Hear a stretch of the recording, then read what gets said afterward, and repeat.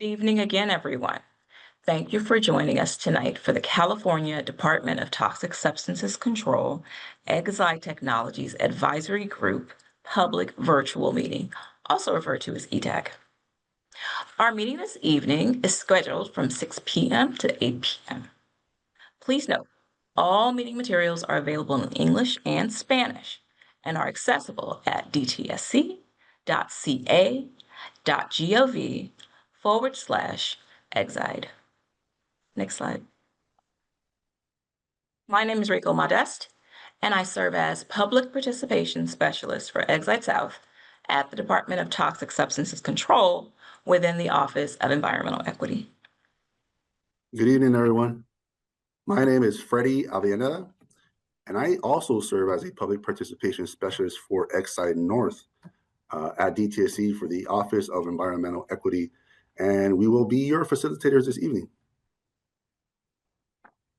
Please note, you should now be able to see our PowerPoint presentation on your screen for tonight's meeting.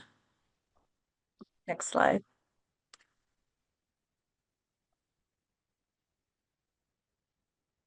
Thank you, Rico. Now, I'd like to go over our meeting guidelines with you. We want you to be aware that by participating in this meeting, you understand that this meeting is being recorded. You may be muted for background noise if you're participating online. The chat feature will be used for DTSC informational purposes.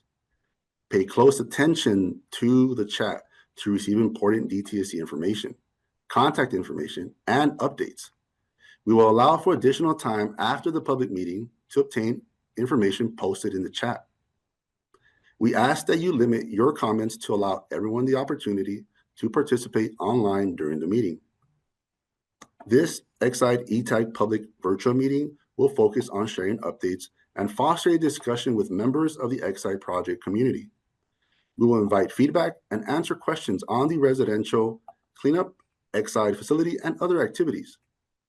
For questions not related to tonight's presentation, contact us with Exide questions by calling our hotline number at 844-3887 or email us at exide@dtsc.ca.gov. Next slide, please.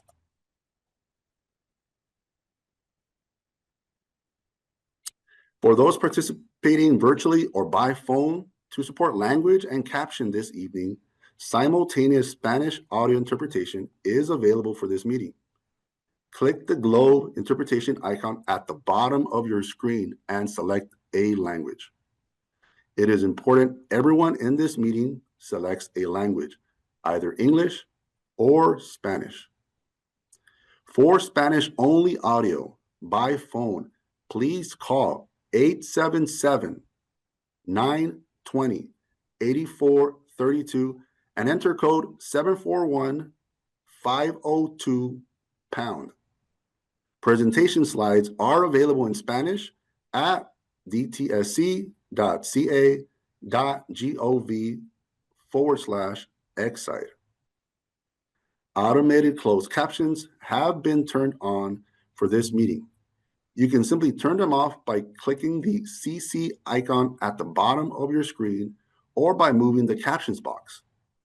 Please note that these captions are provided for convenience only and are not the official transcript of this meeting. Next slide, please.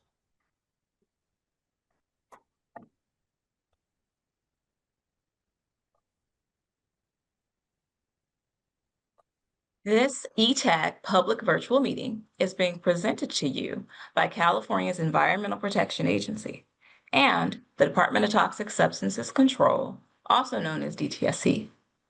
Our mission is to protect California's people, communities, and environment from toxic substances, to enhance economic vitality by restoring contaminated land, and to compel manufacturers to make safer consumer products. Next slide.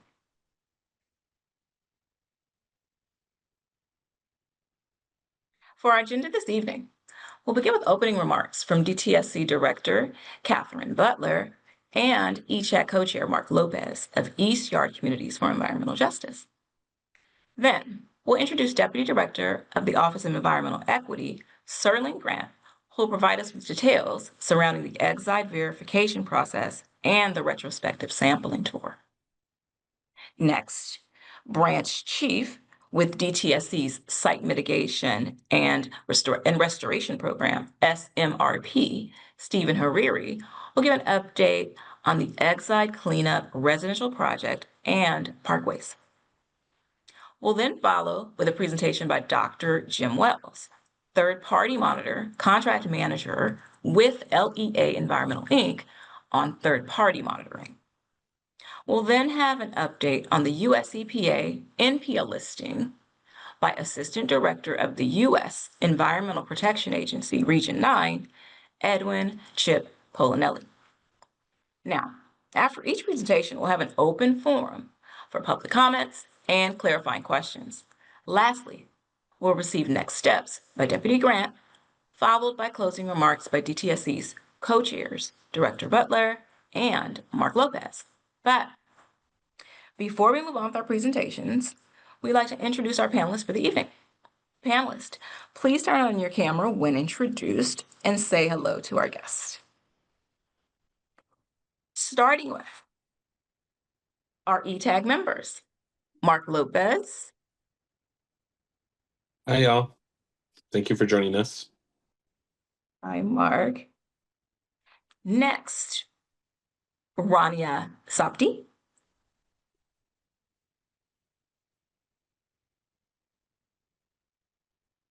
Rania. Hello, everyone. Hi, Rania. Hello again. Hi. And other members include, next we'll introduce US EPA Region 9 Assistant Director, Chip Polinelli. Chip. Hi, and good evening to everybody. And Dr. Jim Wells, third-party contract manager of LEA Environmental, Inc. Jim. Hi, everybody. Glad to be here. Next, we'll introduce our DTSC staff. Starting with DTSC Director, Catherine Butler. Good evening. Hello. SMRP Assistant Deputy Director, Mehdi Bedahar. Mehdi. Good evening, everyone. The Office of Environmental Equity, Deputy Director, Serling Grant. Good evening, everyone. And SMRP Branch Chief, Stephen Hariri. Stephen. Good evening and welcome, everyone. Lastly, I want to acknowledge any elected officials or their representatives who are here tonight. If you can please use the raise hand feature so that we can unmute you and introduce yourself. When you're called upon, please unmute and give your name, as well as what city or organization you represent.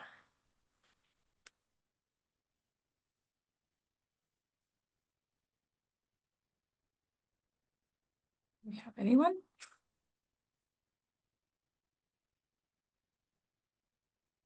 Next slide.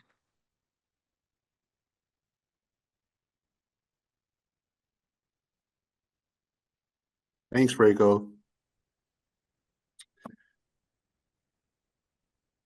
Now, I would like to welcome our ETAG co-chairs, Director Katie Butler of the Department of Toxic Substance Control, and Mark Lopez of East Yards Communities for Environmental Justice to give opening remarks. We'll start off with Director Butler. Okay, great. Thank you. Good evening, everyone.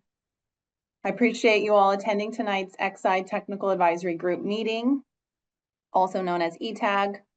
Thank you so much for joining virtually with us this evening.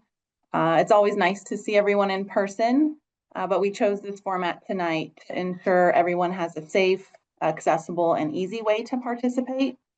And I see the number growing of participants, so it's great. We're just over 60 folks on the line, and hopefully that number continues to grow. Thank you again for joining. So as some of you are aware, the ETAG is made up of dedicated community leaders who represent neighborhood groups, different environmental justice organizations, workers, and more. And so when we come together like this, we're able to discuss and explore the best ways to serve our communities. And in my view, the purpose tonight is really simple, but it's important. So it's really for DTSC, the oversight responsible government agency, to work very closely with ETAG and the community, and all three of us can really come together to share the latest updates on the project. We have an opportunity tonight to hear directly from you, and if you have any questions, ideas, concerns about how things are going, this is your opportunity to be a part of the conversation. And I welcome you to speak up and ask questions and share your perspectives. It does help inform our path forward and shape the direction so that we're headed to continue progress on this project. So I want to recognize briefly the progress that we have made together to date, both in cleaning up the residential properties and the parkways, which are those areas in front of the homes. And we met an important milestone this summer. To date, we've cleaned up almost 6,000 homes and 59% of the parkways, which is, tremendous project on this legacy cleanup. And so we are on track to finish the remaining residential parkways by the beginning of next year, 2026. And my colleague, Mr. Stephen Hariri, will share those details shortly in his presentation. So again, thank you to everyone here for helping us at DTSC get this far, but we still need your help to continue the work on this project. And your collaboration, it helps hold us accountable, helps us keep all of us focused on the task at hand, and ultimately preventing exposure to lead left behind by Exide. So we're all marching to that same goal. The special oversight role of the independent third-party monitor, LEA, has been key to the success so far. And I appreciate everyone on the ETAG for advocating for this, and for residents who advocated for this third-party monitor. We're committed to having this third-party monitor continue their work alongside the field work, and we'll have updates to that effect later on as well. So looking ahead, I want to share some news that the governor and the state legislature approved $70 million in funding that will allow us to continue residential cleanup activities through next calendar year. We're committed to using these funds to clean up as many homes as possible, and you will hear more again on that front later on tonight. So despite federal administration changes, some of which are detrimental to the nation's ability to protect public health and the environment, we continue to work closely with our colleagues at the US EPA. And thank you so much for being here tonight, Chip, with us. We look forward to your updates later. As many of you know, US EPA proposed listing Exide on the national priorities list. So we continue to watch closely US EPA's progress towards this listing, and we expect a decision by the end of the year. So thank you again, EPA, for joining us tonight to continue working with us in partnership on this project.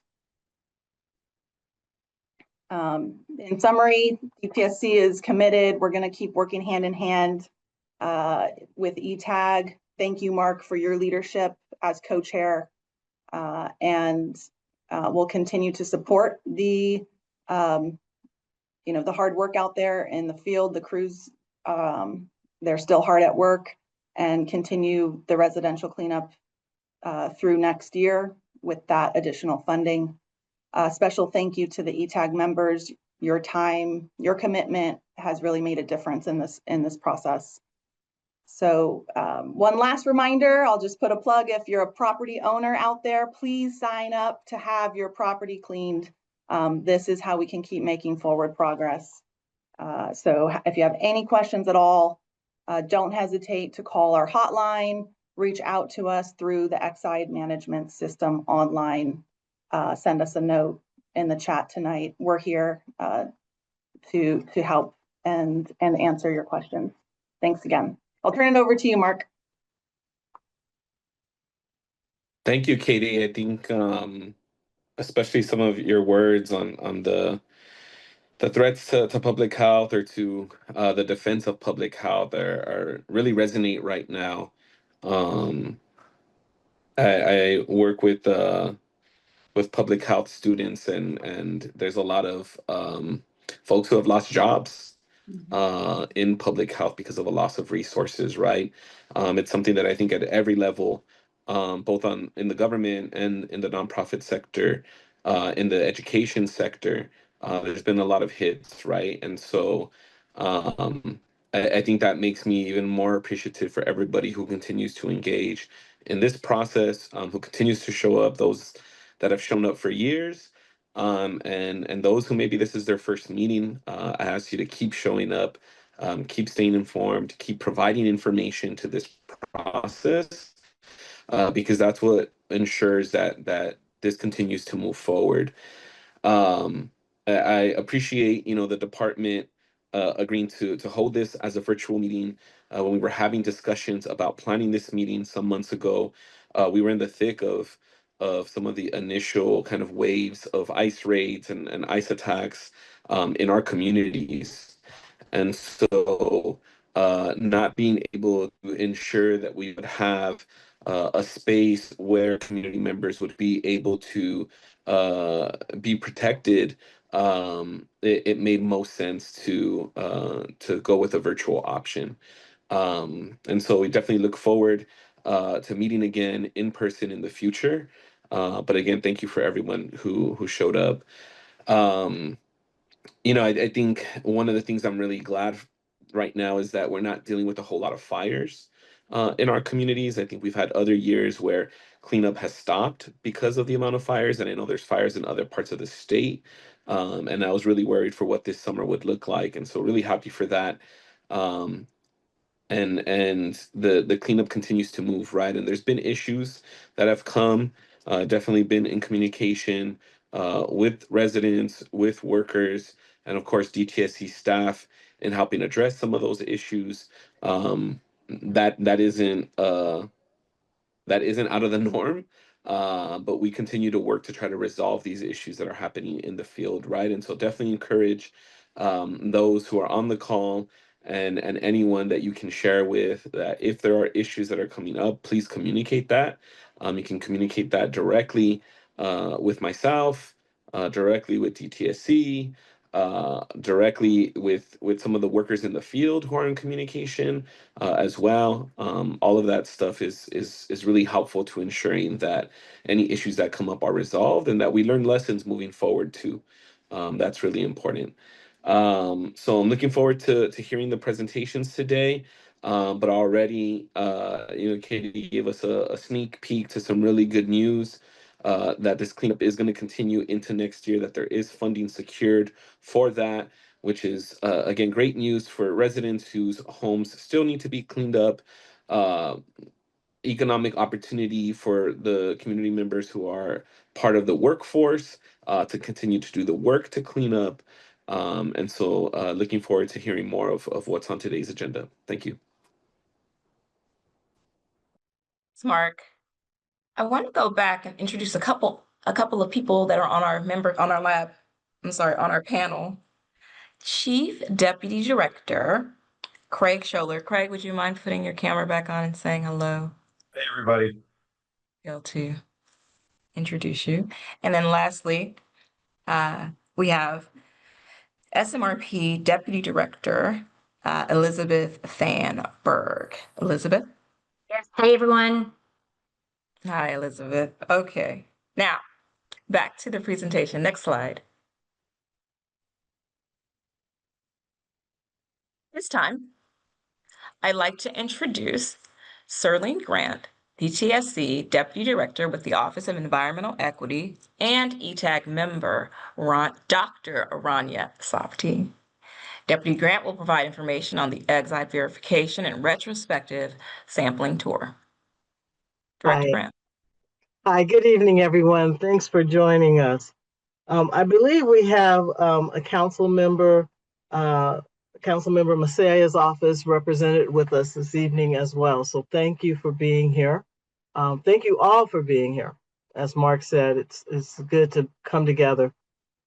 So about the Exide verification sampling tour, the working group, which is a subset of community people who are very concerned about our project and our work and check in with DTSC, they raised questions about how our workers were doing the sampling. How would you all out in the community know that this is really working?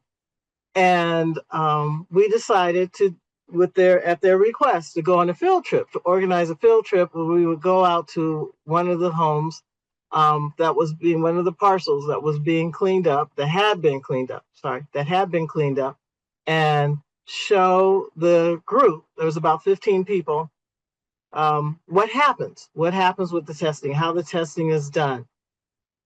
And so we went out, and again, just like at the time, it was in June 23rd, just as we talked about how we were planning this meeting and we had to be very careful about what was happening out in the community. We didn't want to put fear in anyone's heart when they saw 4 or 5 cars with official looking people walking around the properties. So we marked our cars with DTSC logos, hoping that people would recognize that we were friend and not foe. And Stephen, who you'll hear from momentarily, led the tour and explained what was happening. So the group watched from a safe distance. They watched the workers take the samples, test them, and record them. And so Dr. Rania Subti is going to go more into detail about how that process happens and explain it to you. So I'm going to turn it over to her now. Hi, everyone. Good evening. And thank you, Serlene. And I want to begin by thanking DTSC and all the staff that was involved in this effort for their willingness and their openness and to be transparent and all the efforts they put into taking us to observe these operations in the field and how the verification sampling was being done, and also allowing us to speak with the workers freely and understand and ask a lot of questions. And our group did ask a lot of questions, and we, felt quite comfortable doing so. So a huge thank you to everyone that helped, make it happen, and the workers also who were there, who were very generous with sharing with us what they do and how they do it, and answering all of the questions that we asked, and there were many of them, just so we understand.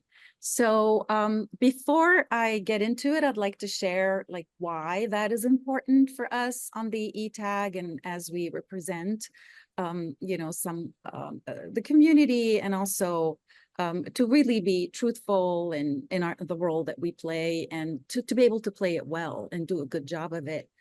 We want to be able to trust the information that is given to us, and we want to understand, we want to trust when DTSC will give us these sampling results that we trust it, but also we want to understand how it was collected, how it was measured, because then not only do we trust that the results are valid, but also we're able to participate meaningfully in understanding what the information means, but also to share it with you, and also to share it with you. And so I'd like that we switch to the next slide to show you, what are some of the things that we observed and the meaningfulness of them. So this first slide shows a front yard of a property that's being sampled, and it shows that samples are taken at multiple spots and on a yard or on a parcel, and the effort here is to get representative sample that really does tell us a lot about that property, and that so you know, these little cones that you see, which are encircled with red with a circle, it indicates, for example, on the site, all the places that samples are taken at. And it's not just one, but there's many. So it's a better representation, or a good representation, of that whole front yard soil lead's content, the soil content, how much lead is in it, is determined by multiple spots and not just one. All right, next slide, please. So this is a picture of a worker that was taking soil samples, and we saw how the sampling is done, how the worker is protecting himself with the clothes he's wearing, the boots, the gloves he's wearing, but also all of that he's wearing and how he's doing it not only protects him, but it actually protects the samples from being contaminated from an outside source, and affecting, in one way or the other, the results in a way we don't want. And so you can see the orange stick. It helps the worker gauge at what depth he goes to measure to take a sample of soil, and they use the same instrument everywhere they go. So it is a consistent method that's used every day on every site that's being sampled. We saw the device that they use to catch the soil. And then that Ziploc bag is how the samples are stored. And also, what else do I want to say about this picture? I think that's all. Of course, I'm happy that we answer questions, or please, anyone on the DTSC staff, if I say something that's incorrect, or if you want to add, feel free. All right, next slide. So an important thing for us to see was, those Ziploc bags, where I showed how they're collected. What happens to them? How are they labeled? How are they recorded into a system? Is this an organized thing, or is it chaotic? All these things matter a lot to the validity of the data that comes out. And then, how are they collected? Where are they stored? Where they gathered? And also, there's certain methods that we use to make sure that there's quality control to the data, that it's a good quality, for anyone who may be familiar with this, taking duplicate samples and blanks. That was all being done, and we witnessed how exactly that was done. And then the other thing I want to say is what was really also wonderful to see is that the instrument that is used or to collect the sample is being cleaned and decontaminated in between sampling locations on a property. And you can see buckets here that are on the right slide that are red and yellow and green. It's very much the same system as the decon system that you've seen be, happen laid out at sites that are being restored or cleaned up. So this is just for the tool that's being used to sample. It also gets cleaned up. And the purpose of that is to eliminate cross-contamination, meaning that let's say lead in a soil is carried from one sample to the other, which leads to inaccurate results. And, we also saw how the worker changed their gloves in between measurements and between samples. So all of that was really important because it'll not only help us understand more about a property when we get the results, but also that the results are valid and that they're accurate. And let's see. All right, now we're ready to move to the next slide, please.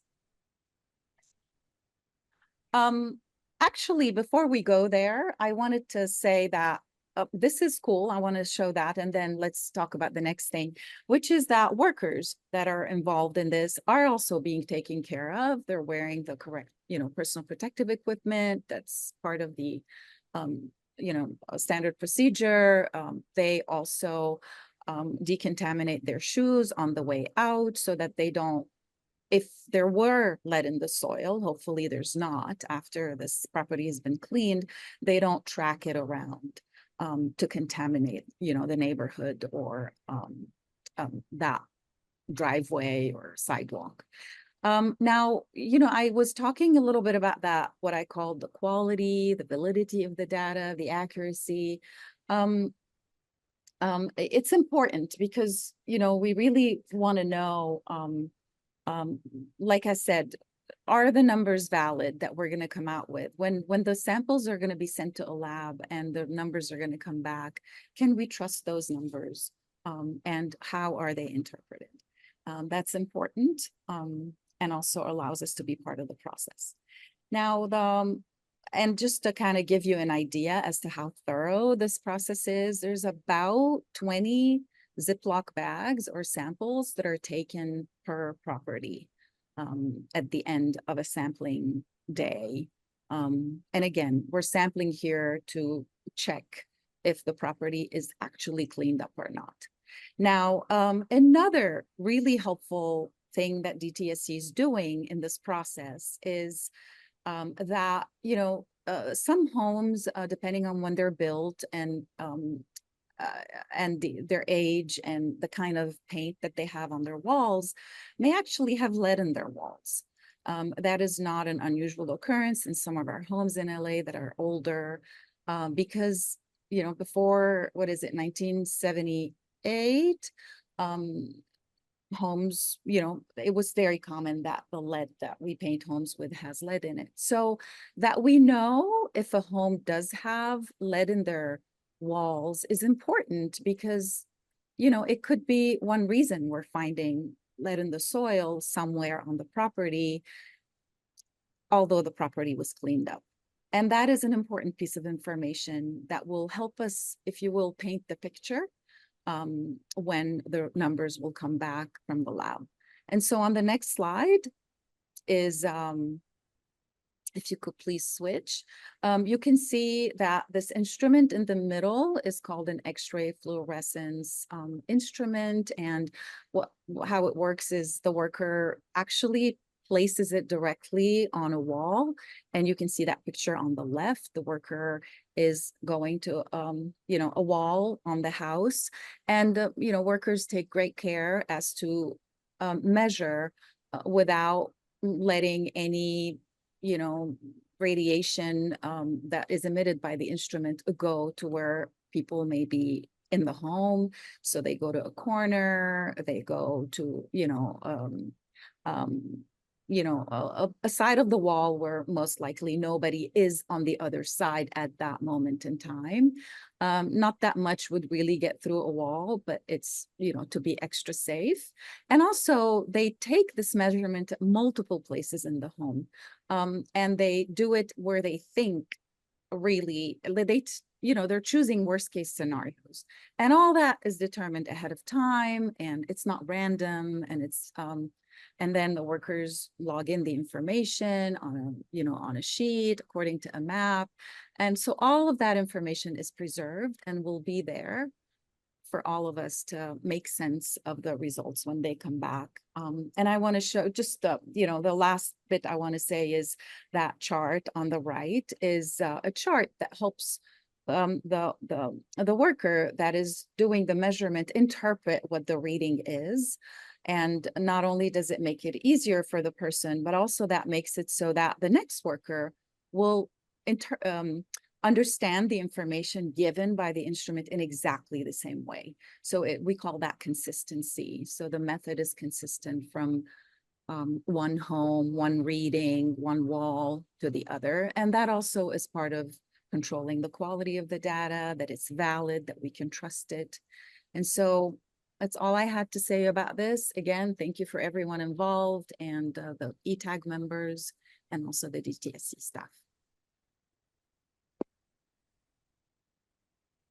Thank you so much. Before we move on to our clarifying questions, I just want to acknowledge any elected officials or their representatives who are here tonight once again. If we have any elected officials or representatives who are here tonight, please again use the raise hand feature so that we can unmute you and you can introduce yourself when you're called upon. Okay, we have several. So I'll start with Councilmember Karina. Councilmember Karina, go ahead. Hello, can you hear me? Yes. Good Okay, yes. afternoon and good evening. Good afternoon, good evening, everyone. Karina Macias, council member for the city of Huntington Park. Thank you for the presentation, and I'm glad to be here. Thank you, thank you. Then we have Liseth Rosales. Liseth Rosales. Hi, good afternoon. This is Rosales, she, her pronouns, Director of Environmental Justice for the Office of Mayor Karen Bass, City of Los Angeles. Thank you, Lisette. I think that's it. All right. Any other elected? Just want to make sure we've acknowledged all of you. Okay. Now, we'll move on to clarifying questions and public comments. Please remember you'll be given 2 minutes to allow everyone an opportunity to speak. There are various ways that you can make a comment or ask a question this evening. If you're participating on Zoom, you can use the raise hand feature at the bottom of the screen. You'll then be invited to unmute your audio when it's your turn to speak. If you're on your phone, you can press *9 to join the phone queue. I'll say the last 3 digits of your phone number when it's your turn to speak. You can then press *6 to unmute your line. If you wish to type your question or comment, you can click the Q&A icon at the bottom of the screen. And then lastly, if you called in on our Spanish bridge line and would like to ask a question, notify our Spanish translator. Our translator is available to translate your questions and comments. Now, we'll transition over to the actual public comment. First, we'll start with questions or comments from our ETAG members. Any ETAG members want to have a question or comment? Mr. Cabral, Mr. Gary has his hand up. Felipe Aguirre, go ahead with your question or your comment. So, this is Felipe Aguirre from Maywood. I wanted to ask, about the sampling tour. I went on that tour with the staff of DTSC, and I wanted to find out if we have the results of what the sampling, the verification of the sampling. What were the results before the property was cleaned up? After the property was cleaned up, and like 1 year later, what are the results today? Any of our ETAG members want to address that? The question is for DTSC. So, Yes. Felipe, thank you for your question. We have not received all the reports yet, but we are going to do exactly what you described, is provide the results from before, from the very initial step, all the way to the latest sampling, as soon as the results will become available. And we're going to do it in a progressive way. So I know you're part of the working group, so you'll have a chance to see some of it early on, as soon as we have those results available. Okay, are you going to release them all in a batch, or are you going to release them like in certain areas, certain properties, or what's the process? Can you explain this? Yeah, that's Protocol? yeah. I don't think releasing all of it is a good idea. So we're going to release it by batches as they become available. Remember, we have a long list of properties. We're talking about close to 1,000 if we complete all the sampling.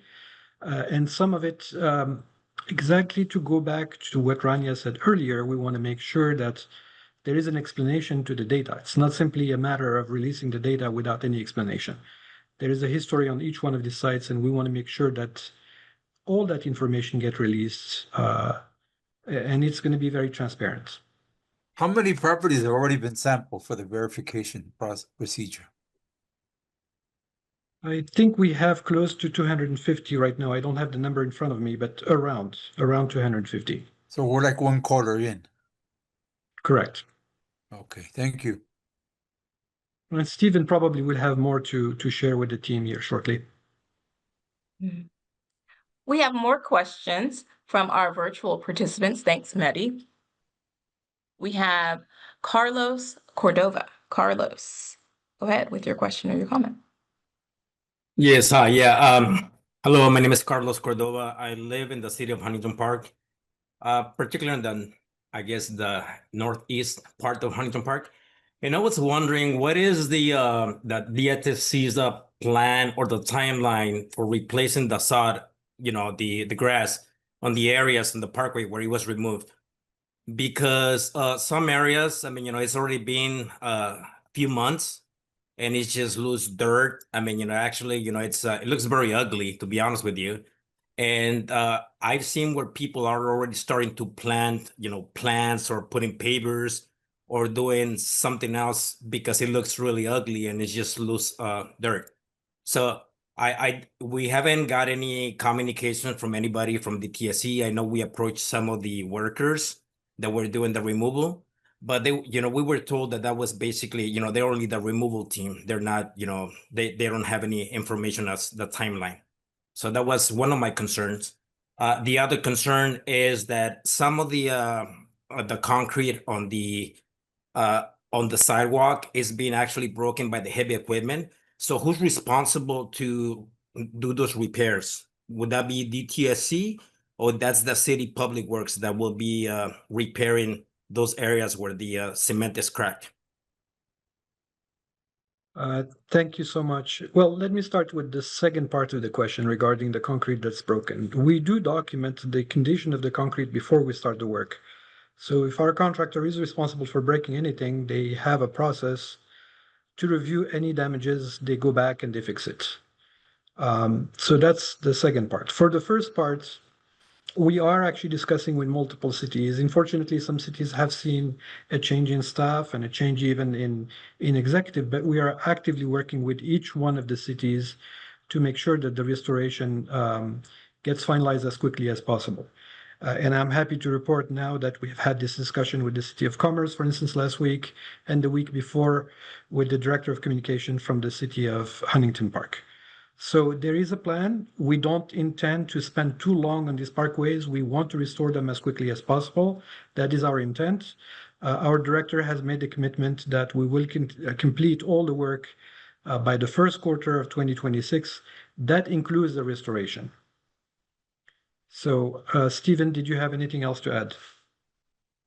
Yes, we're currently speaking with City of Huntington Park and should have some resolution to the solving the restoration issue. Thank you so much.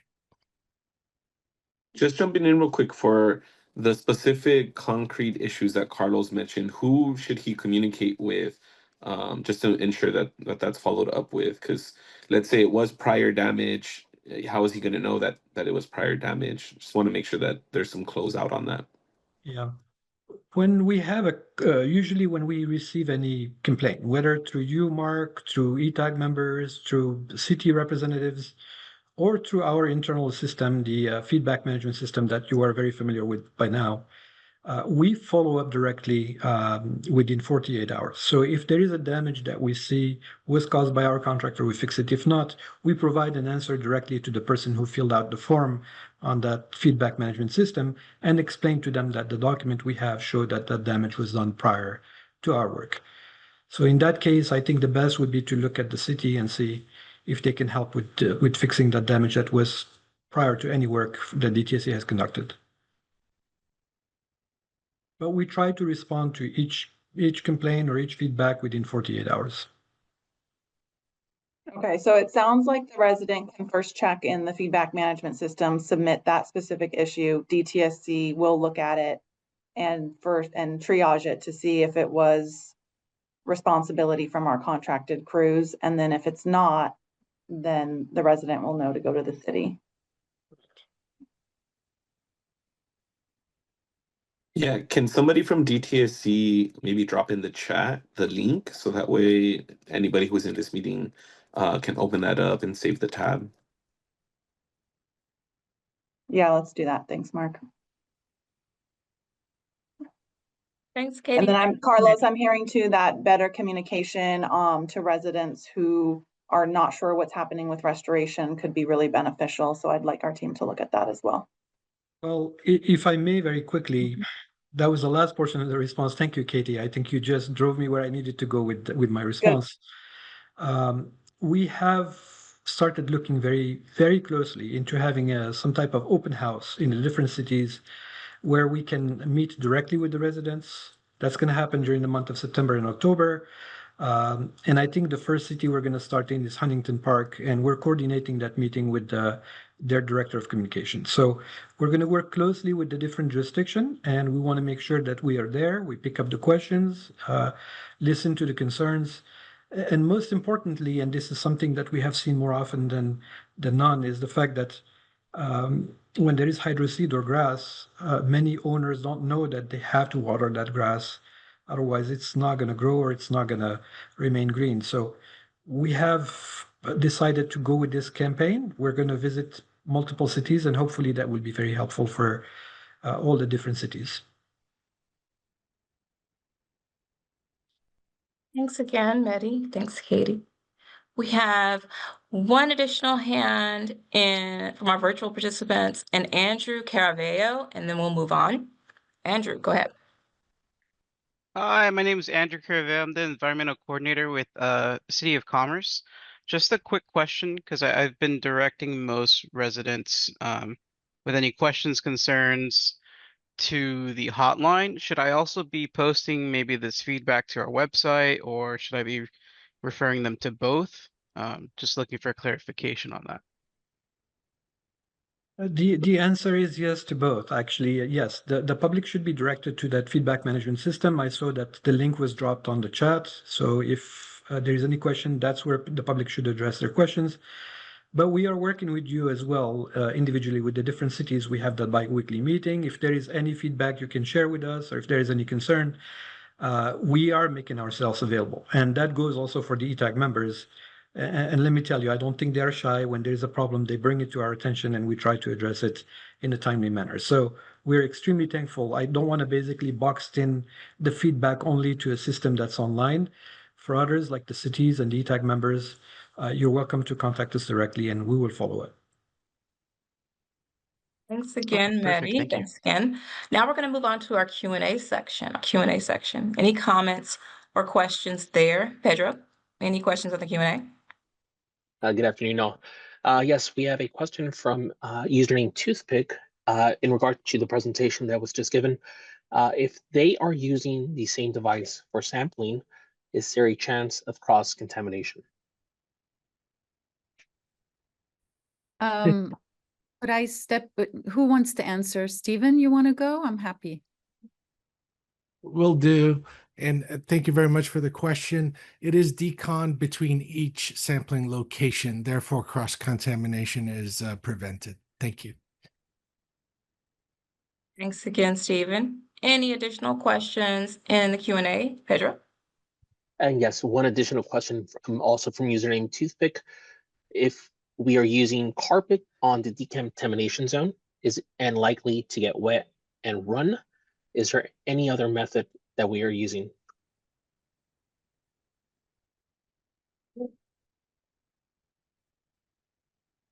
Anyone want to address that question?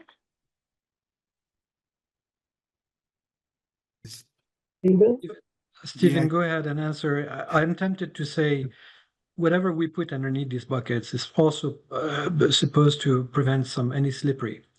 That's one of the dangers. It's not just about asking the employees to go wash their feet and walk away. Yeah, the boot may be clean, but there is a risk that they may slip. This is why they put some type of mat or a carpet underneath it. Stephen, did you want to add anything? No, you answered it. Thank you. Thanks again. Next, we'll transition to the Spanish Bridge Line. Eric, are there any questions on the Spanish Bridge Line, Eric?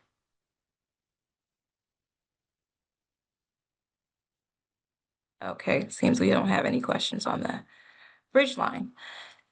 Thank you again, everyone, for your questions and comments. We'll now transition back to the presentation. Next slide.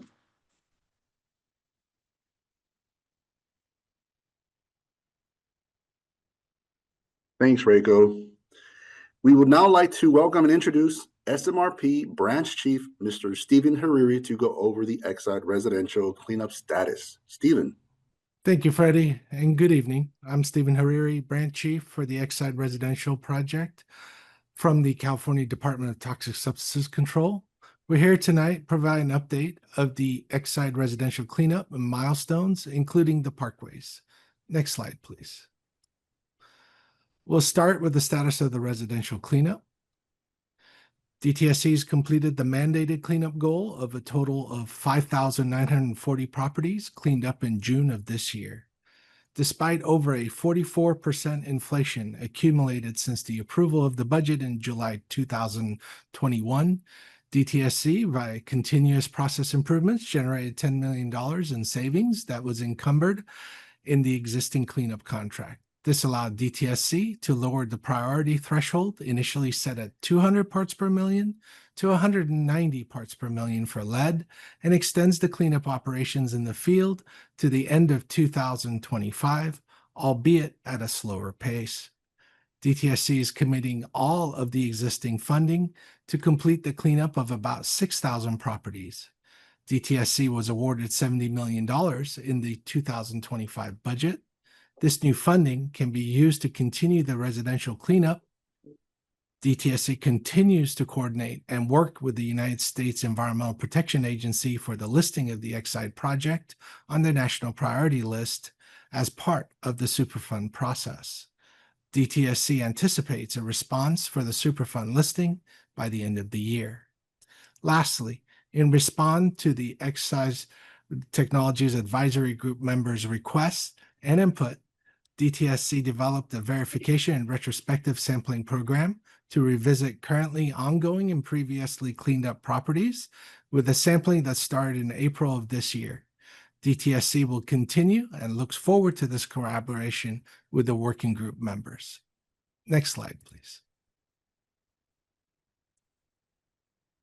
I think that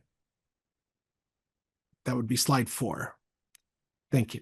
This slide presents the residential cleanup progress. The preliminary investigation area includes approximately 10,000 sensitive land use parcels. These parcels are comprised of single-family and multifamily residential properties, schools, parks, daycares, and childcare facilities. As of August 8th, 5,990 properties have been cleaned up. 9,988 parcels or decision units have been sampled, with the remaining 566 parcels that have not been sampled because homeowners have refused access. Next slide, please. We would like to reassure the field workforce that DTSC has made all efforts to continue the work in the field until the end of this year. This chart presents the anticipated workforce projection for the residential and parkway cleanup projects, denoted in green and yellow, respectively. We have adjusted to 1 crew in the field for the residential cleanup as of mid-August, denoted by the first black dotted line, with the remainder transferred to work on the parkways.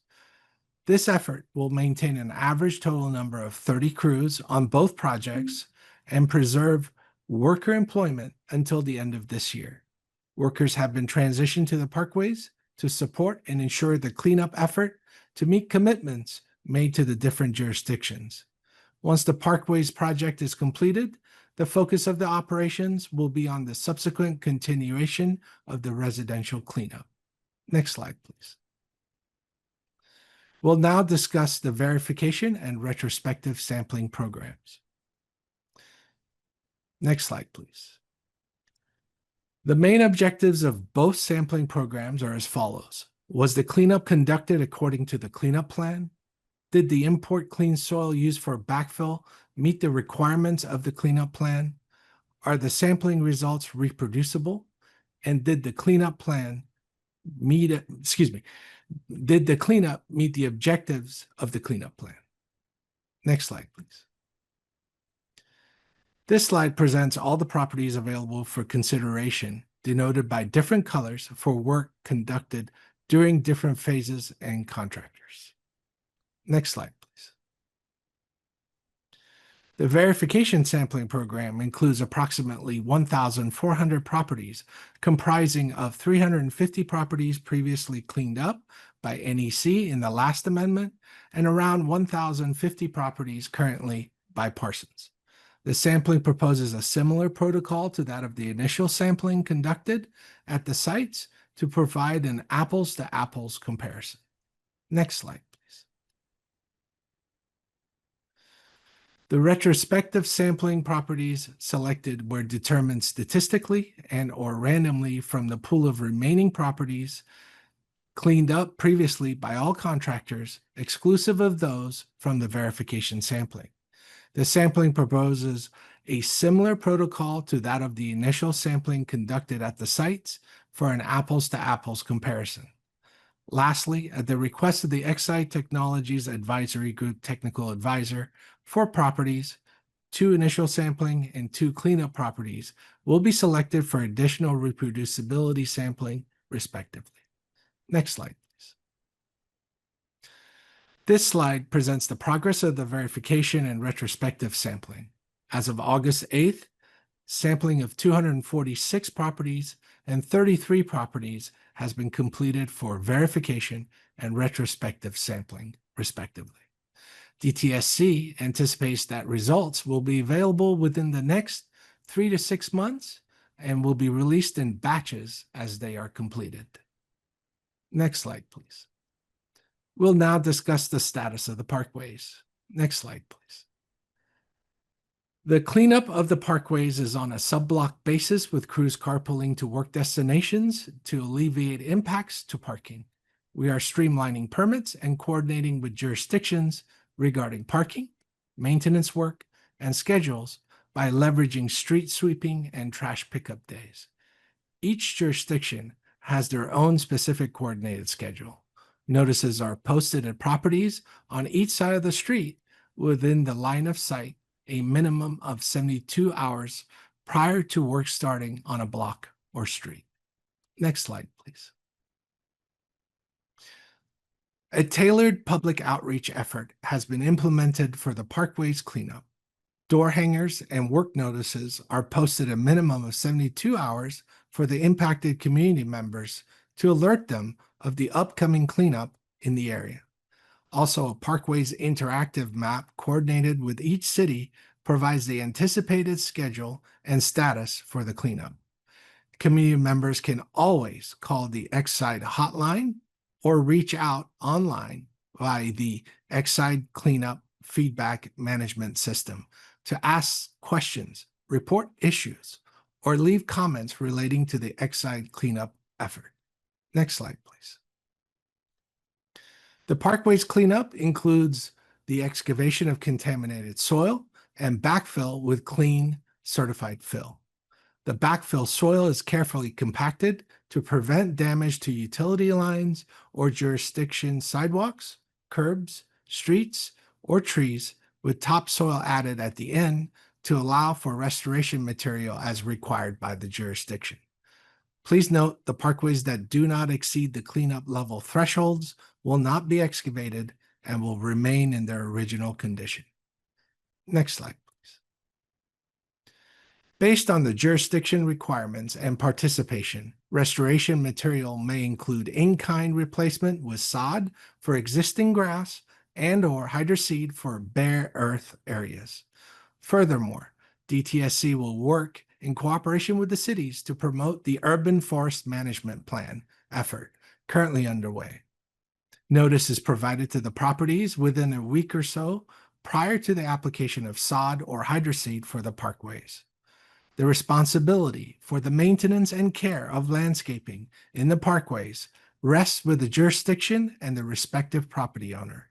The hydroseed application, as shown in the picture, will result in grass if watered and maintained as recommended. Please note that both hydroseed and sod require frequent watering within the first few weeks and months to ensure proper growth and maintenance. Next slide, please. We have a total of 1,225 sub-blocks to clean up for the parkways. Cleanup of the North Parkway started this February, and out of the 796 subblocks, 308 subblocks have been completed as of August 8th. Cleanup of the South Parkways started in November 2024, and out of the 429 subblocks, 272 have been completed. Overall, as of August 8th, the parkways were approximately 47% complete, with a total of 580 subblocks out of the 1,225. Next slide, please. DTSC would like to thank the members of the Exide Technologies Advisory Group for their continued support, attendance, and participation, as well as the members of the community tonight. As always, I would like to thank all the residents that have signed up for the cleanup and welcomed us into their homes. I would like to thank the same residents who have been very gracious and understanding regarding the cleanup of the parkways located directly outside their homes. We're also very grateful to all the field workers who continue to keep this project going every day. For those field workers who are attending this meeting, please extend our sincere gratitude and thanks to all of your colleagues. Lastly, we thank you all for your time and attention during this presentation. If you have any questions, please contact me directly. Thank you. Next slide, please. Thank you, Stephen. We will now move on to our clarifying questions and public comment section. Please remember that you will be given 2 minutes to allow everyone an opportunity to speak. Now, there are various ways that you can make a comment or ask a question this evening. If you are participating on Zoom, you can use the raise hand feature at the bottom of your screen. You will be invited to unmute your audio when it's your turn to speak. If you are on your phone, you can press *9 to join the phone queue. I will say the last 3 digits of your phone number when it's your turn to speak. You can then press *6 to unmute your line. If you wish to type in your question or comment, you can click the Q&A icon at the bottom of your screen. And lastly, if you called in on our Spanish bridge line and would like to ask a question, notify our Spanish translator. Our translator will be available to translate your questions and comments. Okay, so now we will transition to the public comment period. And first, we will start with questions or comments from our ETAG members. Do we have any ETAG members or panelists who would like to ask Mr. Stephen any questions about the presentation?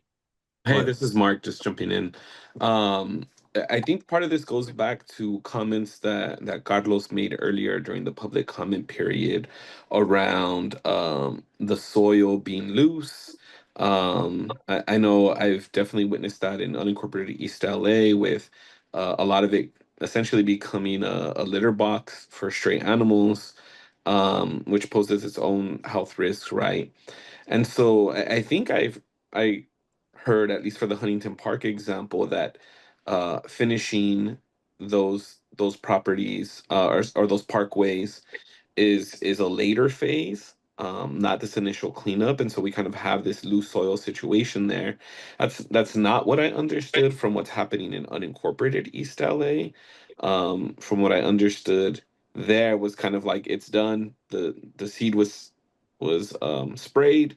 A lot of it is dried up. A lot of it has blown away, and so it's kind of left in this condition that I think is potentially worse than it was before. Like I understand from talking to residents, they're like, yeah, it wasn't a super lush grass area before, but it wasn't this bad.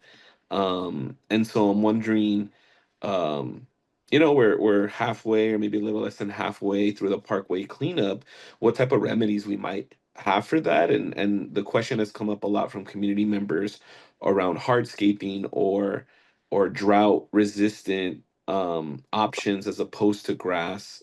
Because if there already wasn't grass there before and we're just coming in and spraying this seed that isn't getting watered, then what are we doing with these parkways? Thank you, Mark. Stephen? Thank you, Mark. And I know you've brought that to my attention. A lot of residents have as well. And each jurisdiction has their own requirements, but primarily it's grass. that's part of the permit requirement. So that's kind of we're just trying to follow the permit, and the means and methods of how we put it down, whether it's sod or hydroseed, is based on the what we can negotiate with the jurisdictions. Now, not everyone's perfect. Not every application is perfect. So we have the phone, the hotline. We have the ECFMS, as they call it, online. If people notice discrepancies or things are not done well enough to standards, please let us know. But we have tried to explore other options, but really this is where we are with the grass. And we've tried, but that's what they require. And it requires additional discussion with the jurisdictions. Thank you. Thank you, Stephen. Maybe it's important to acknowledge something here, Mark, our way to thank you for working with us and the city of LA for that project where you're pushing to get trees actually planted. That's the best way to consolidate the soil. When you have the tree and the roots actually grow, that helps a lot. And my understanding is that the county of LA, the incorporated area, is also looking into that option. So we're going to see more and more trees in these parkways moving forward. Thank you, Mary. Now I see Mr. Felipe Aguirre has his hand up. Mr. Felipe? Yes, so I wanted to ask a question of staff of DTSC. So no city had ever requested to put up, sustainable plants or to put up, hardscape, something different than grass, or this is like the minimum that DTSC offered, the grass or the hydroseed. I really want to understand this because it seems to me like, we're trying to develop a sustainable society, and yet the only option that we have is seed or grass. None of those are sustainable. Require a lot of water. I want to know if that was offered to any of the cities, or did any of the cities say we want something that's more sustainable? Yeah, Felipe, maybe I'll start, and Stephen, maybe you can confirm the work that we do currently in the restoration we do currently has been discussed with the city, and it's part of the permit. I haven't seen any permit that requires anything outside grass, and Stephen, you're welcome to correct me. That's correct. And the hardscaping is a public works project. So it's a different thing, and the costs are extremely high. So we're just following what the permit says, and So we've tried our best. You're saying that the department never offered to do hardscape. You never said this is an option for the city. Correct, because that's their requirements, grass. So nobody wants sustainable hardscape. None of the 5 cities that are involved in this project. They all want grass or seed. It's grass is primarily what is required. Yes. Well, that's pretty bad, to tell you the truth. It's old code is part of the issue. So it's a lot of it takes a lot more effort to work with the jurisdictions and change their city codes and their requirements, regretfully. Thank you, Mr. Stephen. Thank you, Mr. Aguirre. Now we'll move on to questions from our attendees. We have several attendees with their hands up, and we'll start with Amber Rivera. Please unmute yourself and pose your question or comment. Thank you. Hello, hi everyone. Thank you. My name is Amber Rivera. I'm with Communities for a Better Environment. I'm also part of the Exide working group. I know y'all said that to the ETAG team, thank you for giving the update about the retrospective sampling that's not out yet, because I too was on that tour. But I am wondering, I don't know if this is a question, I'm wondering if DTSC can answer this. Is there a plan for like when the data comes out? What's the plan in case these properties are still found to have high levels of lead? I know, Rania, you mentioned about the paint, and I'm very glad we talked about that today. But I'm just curious, like if it is still like because the previous cleanup was not really effective, is there a plan to have like a methodical plan for retesting or remediating all the previous properties that already been cleaned up? Or are we just waiting more for what the results say first? Thank you, Amber. I think we have to wait for the results, right? There is no room for us to speculate at this point and say whether it's going to be confirming or not confirming.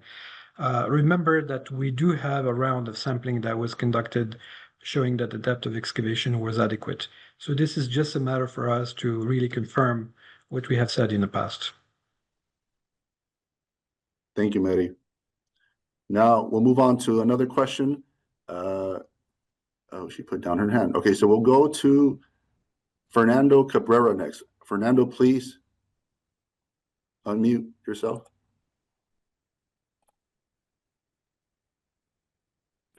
Okay. Yes, thank you for giving me this opportunity. I just want to mention, basically, it's taking too long to get the result for verification.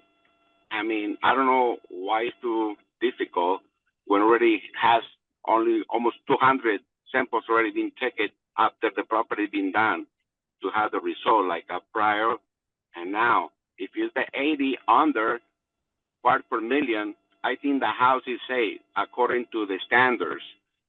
So it's very important to know, to let them know, the homeowners, that's one. The second one that I see in some of the parkways, they are kind of like they put in too much dirt. And now correct me if I'm wrong.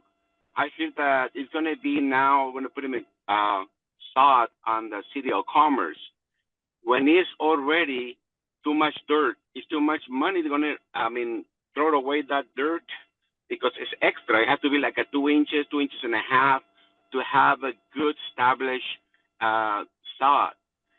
So, and also the hydro seed. They just drop it, the hydro seed, and they're not raking the hydro seed. They're not raking the soil because this needs something to hold. I know it has a material, mix it together, but it has to rake it and break it out to make it more easy so the root can go in. That's why the wind, the water, all the seed just goes into the street. It's very important to do the procedure, that way it can be worked. I made the recommendation before they start doing this. I told her, just make a commitment with the homeowner. Hey, I'm going to get you $50 if you keep it alive, that seed. And Mr. Fernando, 10 more seconds for your question, please. I'm sorry? 10 more seconds for your question, please. Okay. So sorry. Okay, so basically, I would like to do more proactive, more thinking about ahead of the game. To hear are the comments while we're discussing, because now we're going to spend too much money. And then we need to do the houses, the 190 under. Now, why should they wait? The $70 million is right there. I don't know why they're taking too long. The family is waiting to be clean out the houses, or the community waiting for that. So Thank you, I don't Mr. know. We're only Thank you allowed. so much. Thank you, sir. Stephen, would you like to answer this question, please? Or Stephen answer. Go ahead, Matt. Yeah, I want to make sure that we're absolutely clear and we're conveying the right message here. As soon as the reports, the sampling reports will be available, we'll make them available online. If you have gone online recently, DTSC has made available over 9,000 sampling reports. So almost every property that we have sampled, minus about 500 right now. So we have over 9,000 reports that have been put online and available for each property. There is an interactive map. You click on your property and you have access to these reports. Same will go for this effort that we are actually doing with the retrospective and confirmation. We will make sure that they're available in the future on our website. Stephen, I'll let you address the issue of hydro seed, but I can't help but add one little note about the soil, too much or not too much. Remember that the soil settles, and if you don't put enough soil and you come back a year after, now you're going to have a cavity of about 6 inches or 3 inches, and people may fall. They may break a leg just because we didn't put enough soil. So I think we're looking at everything, not just what we're seeing now, but we're making sure that in the future, we're living in the conditions that are safe for the residents. If you wanted to add something, Stephen, please go ahead. Thank you. regarding the reports, it takes us about 3 to 6 months to finalize an investigation report. So, and it comes in, we're doing them in batches, so it takes a while. And also we have to compare it to the initial, to the cleanup, and any other post or pre-samples that we've done, and also the final verification and retrospective sampling. That's why it takes a bit of time. And as Matthew alluded earlier, we want to make sure we do have an explanation for the numbers, what they are, and also there is a comparison of the risk before and risk after. When it comes to the sod, you're correct, some of it does have to be removed, but for safety reasons, it's not a slip, trip, and fall and a liability issue. Before the sod is applied, the soil will be level with the rest of the pavement.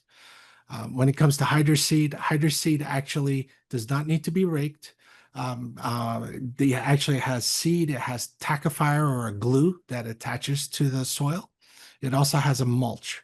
But if it's not watered and kept moist at all times for about typically around 3 to 4 weeks, and then watered frequently thereafter, the mulch will look like seeds and it will actually come up and go across. So that's kind of what is tricking you there.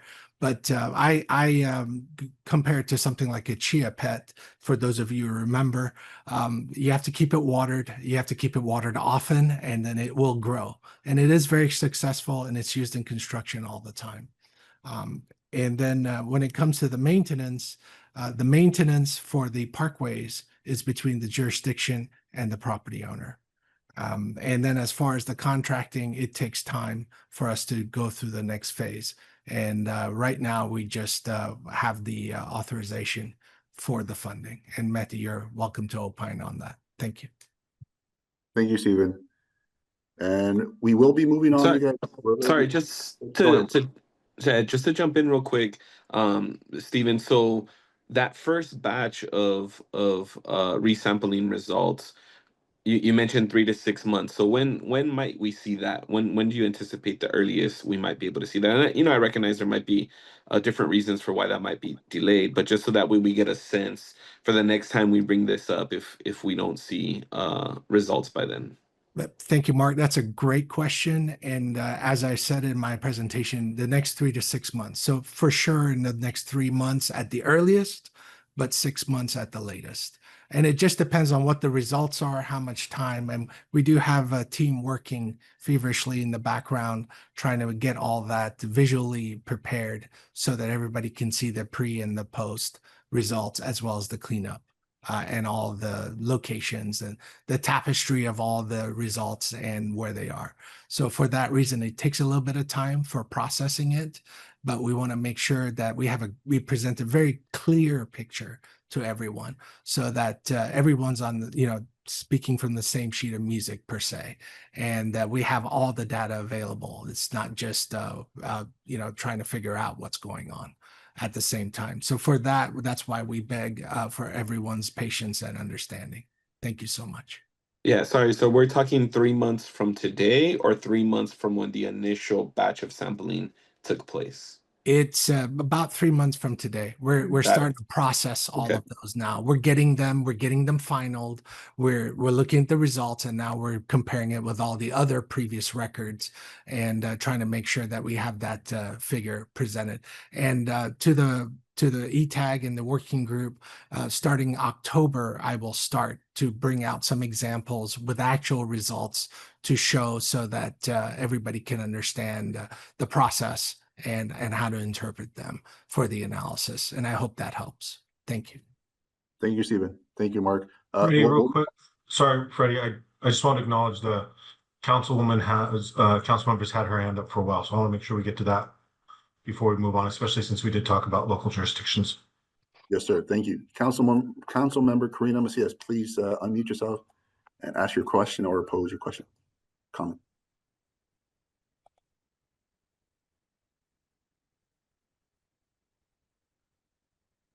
Ms. Karina Macias? I think she's muted. Can you hear me? Yes, we can hear you. Thank you. Okay, thank you. Yes, no, thank you so much. Yeah, my question and comment is let's kind of follow Mr. Cordova's, our resident leader, question in regards to the parkways. So they are becoming a bit of a concern for not only himself but other residents. I understand the code and for grass and hydro seed. I do appreciate that that there was comments of having a gathering with the community. I think that would be very beneficial, especially for Huntington Park, where there's one big specific area where the cleaning is happening for most of the homes and the parkways. So there's a lot of concern there. My question is, when, and I'm going to assume that hydro seeding has not happened in our parkways, but any further, before that's done, can there be a conversation to maybe for the city, and again, I cannot speak for the rest of my colleagues, but for the city to explore other options, given that that's been some of the feedback that we've gotten from residents? Thank you, Ms. Macias. We already started having a conversation with your director of communication, but we welcome actually that conversation with you, council member, and other council members in the city. We are open for that discussion. Right now, I know that for your city, there was a big change in personnel. So we had a discussion with the previous management at the city, and we settled for the hydro seed. But now I think we're going back with a different option, which is a replacement in kind for the city of Huntington Park. And we are going to partner. Both your city and us are going to partner for these open house concepts. In fact, I believe that the first open house we're going to have is in Huntington Park at the end of September. So that will help both the city and the state to meet with the residents, hear from them directly what's going on, and try to address these issues. But we are trying to rush on these landscaping as soon as we come to an agreement. As far as the different types of landscaping, I have to admit that way before we received our budget, we did have conversations with each individual jurisdiction. So the budget was not built with extra trees or extra plants or extra. Remember, the focus of our work was to ensure that we eliminate the lead that's in the soil, that we replace it with clean soil, and we make sure that people who are living next to these parkways are safe. That was the primary objective. We have gone way beyond, and we have done our very best to work with the different cities with that same spirit of collaboration. And we have reached an agreement with most of them, except the city of Huntington Park, again, because there was a change of management. But that doesn't mean that we're not going to be discussing with you. We welcome it. We're happy to do it at the time that is convenient for you, and we can see. Stephen, if I'm not mistaken, I think we have settled for a replacement in kind for Huntington Park. If that's correct, let me know.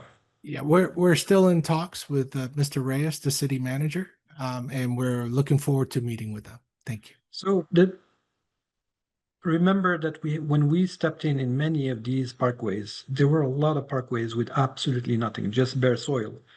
And we have, keeping in mind that we have to keep the good relationship that we have established with different cities, we have offered this hydro seed where there was nothing before. So, Katie? Yeah, thank you, Mehdi. Mehdi is pointing out an important challenge for us, which is resources here. Thank you, Mehdi. But Councilmember Macias, this is the director of DTSC. I do want to commit to you that our teams will continue to work with your team on this. And I think the feedback we're getting tonight from residents on the parkways and the amount of dirt and the dust is important for us to take in. And, you know, we will continue to work with local jurisdictions to find creative solutions where we can. And this feedback we're getting here tonight is important for us to take in and consider. So thank you for that. Thank you, Director. Again, yeah, we do have some challenges, you know, that we're facing, but we can continue to work on these together. So thank you. Thank you. And thank you everyone for your questions and comments. We will now transition back to our presentation. Thank you. Next slide, please.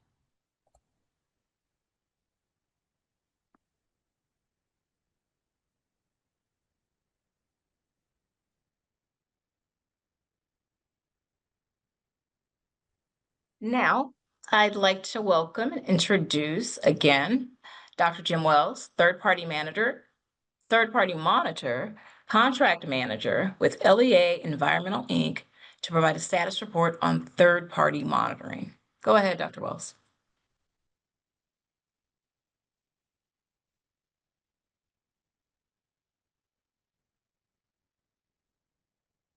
We can't hear you, Dr. Wells.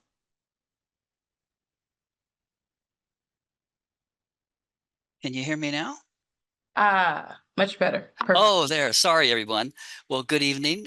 My name is Jim Wells. I'm an environmental geologist with LEA Environmental, and our company carries out the third-party monitor program for the Exide residential and parkway cleanup. And as many of you know, I've been active on this project for many years, having also served as the independent technical advisor for ETAG since I had to look this up, since 2015. You know, when I started on this project, I didn't even have gray hair, and now look what's happened. But next slide, please. And next slide. So what is the Exide third-party monitor program? We conduct unannounced independent inspections of residential and parkway cleanup activities. The program is funded by the state of California through DTSC, but is not directed by DTSC. We operate independently. Next slide. So the third-party monitor program is a component of the quality control program for Exide cleanup. This is really in response to concerns from ETAG and the community. And in response to those concerns, DTSC made a commitment to a bigger and better QA/QC program for the cleanup contract, the Parsons contract that began early last year and is now extended. The QA/QC program is extended to the parkway cleanups as well. So our goal is to document contractor compliance with the operations plans and the health and safety plans to encourage thorough and safe cleanups. Next slide, please. Here's how it works. Our inspectors are out in the field every day observing cleanup activities. To ensure consistency, we use electronic checklists to evaluate critical components of the ops plans and the health and safety plans. We report these findings to DTSC on a weekly basis, and then DTSC in turn works with the residential and parkway contractors to correct issues that we observe and to gradually improve performance. Next slide, please. To date, we have conducted about 3,300 inspections. Most of these were at residential sites, but we're now almost exclusively inspecting parkway cleanups. We also conduct spot inspections for the verification sampling activities that we've heard quite a bit about this evening.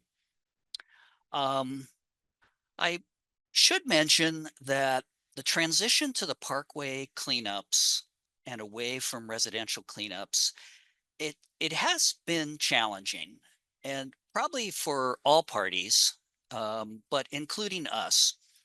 First, the sheer number of active sites has gone up.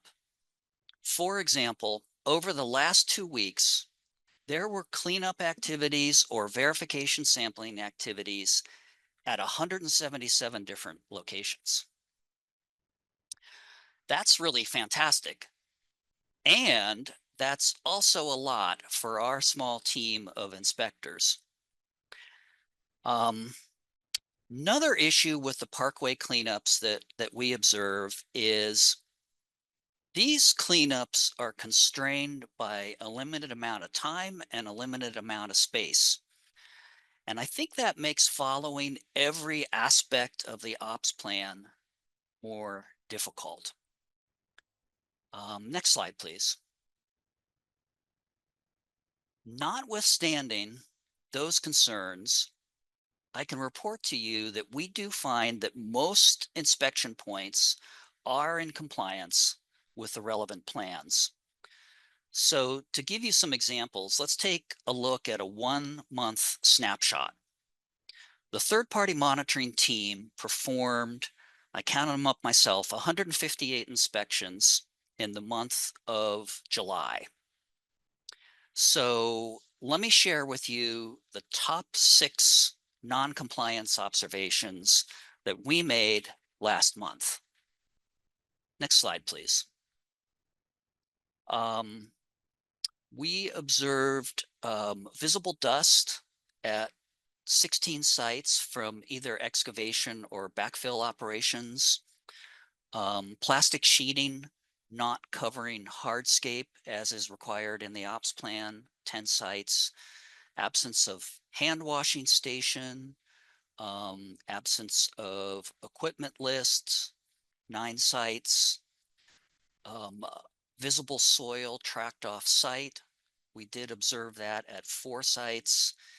And at 3 sites, our inspectors felt that access to the exclusion zone or the work zone was not adequately restricted. So these are the sorts of non-compliance issues that we are observing with the parkway cleanups. I'm sure you'll have some questions about that, but before I close, I do want to switch gears and comment a little bit on the verification sampling.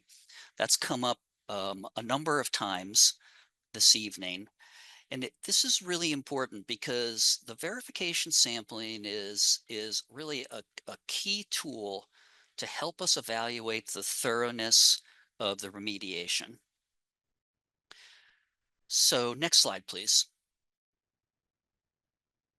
How will we know if a residential parcel is truly safe for kids after the cleanup is complete? We've heard some concerns of that nature tonight. My team hears concerns and questions about that on a real routine basis. So Rania talked about the verification sampling program. Stephen talked about the verification sampling program. It is designed, at least in part, to better answer that very concern. So I wanted to walk folks through what that data is going to look like once DTSC starts releasing it and how we can all interpret it for ourselves. If I could have the next slide, please. This is old news for most folks on this meeting, but for review, the major pathway for harmful exposure of lead in soil is accidental ingestion. It's swallowing a little bit of soil. None of us swallow soil on purpose, but you're out gardening, you get some dirt on your hands, you wipe the sweat off your face, and a little bit of soil gets on your lips. Your kids are out playing, they get their hands dirty, put their hands to their mouth, accidentally swallow a little bit of soil. In a residential setting, we look at the contaminant load in terms of the average soil concentration across the entire parcel, across the entire yard. The idea is that as people live their lives and use their yards, the true exposure is basically an integration of those impacts all across the yard. And this is important to keep in mind because especially for airborne contaminants like the lead in shallow soil out in our area, the actual concentrations are extremely variable. There can be really big differences in lead concentrations in spots in our yards just a couple feet away from one another. So next slide, please. This is a hypothetical example. This is not a real site, but it's representative of what we're finding in the field. What I've shown here is a hypothetical residential lot. The top map shows pre-remediation lead concentrations in shallow soil, and the bottom map shows post-remediation. So just to get our bearings, you know, in this hypothetical, the street is on the right.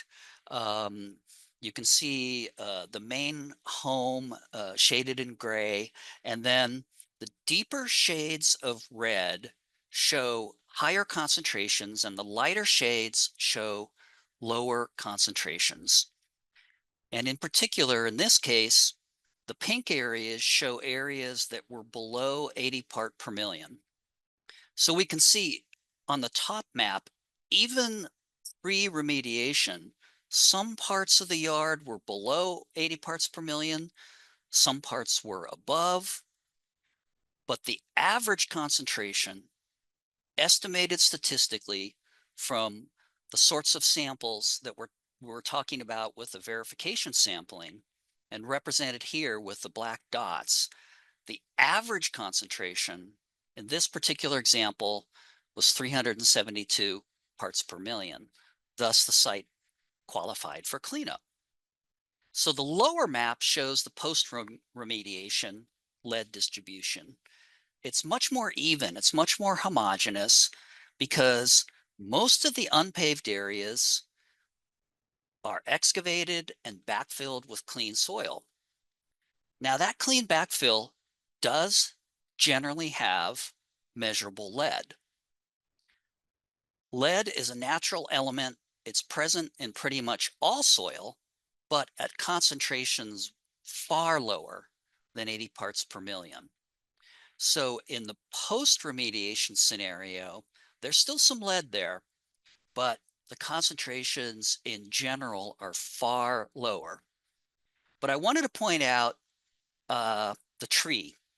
The tree is represented here by the green soil, the green circle, kind of on the south side of this parcel. So in this particular case, a portion of the area under the tree couldn't be completely excavated because it would have harmed the tree roots. So this is the kind of thing that we're finding all the time out at the site. This is where the real world comes into play, and we find that there are